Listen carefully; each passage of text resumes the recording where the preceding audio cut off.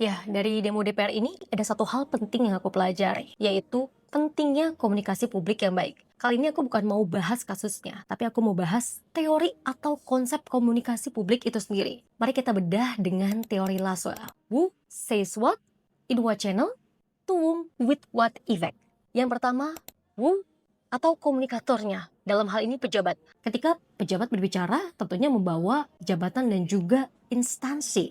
Hal ini kan berpengaruh terhadap pembawaan dan cara mengemas pesan.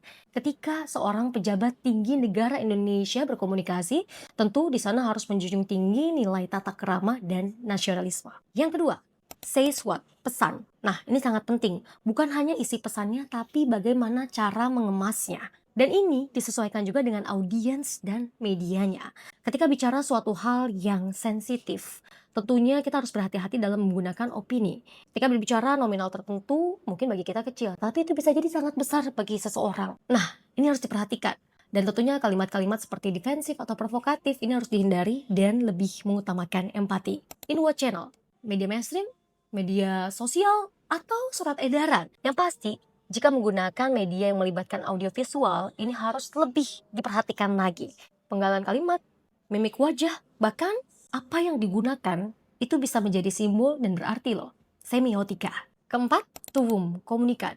Publik Indonesia ini sangat beragam, mulai dari etnis, agama, perbedaan ekonomi. Ini tentunya jadi fokus juga. Memang berbicara harus disesuaikan dengan audiensnya, tapi kalau terlalu beragam bagaimana? Cari kesamaannya. Apa itu? Nilai-nilai yang kita anut. Pancasila, seperti keadilan sosial bagi seluruh rakyat Indonesia, bisa menjadi landasan dalam kita berbicara. Yang terakhir, with what effect? Responnya. Tentu interpretasi setiap orang ini bisa berbeda-beda. Ini di luar kendali dari komunikator. Tapi dengan 4 unsur yang sebelumnya, seenggaknya kita bisa mengarahkan dan meminimalisir hal negatif yang bisa terjadi. Balik lagi, tentunya ini juga menyangkut kredibilitas, citra, dan trust yang dibangun dari komunikator itu sendiri. Ya, itu pejabat, tapi konsep ini bisa dipakai juga untuk influencer, jurnalis, atau kita sebagai masyarakat. Hal ini pun jadi pembelajaran aku pribadi bahwa komunikasi publik bisa berdampak sebesar itu. Yang pasti, sebagai bangsa Indonesia, doaku satu. Semoga kita semua damai, bahagia, dan tetap bersatu jua.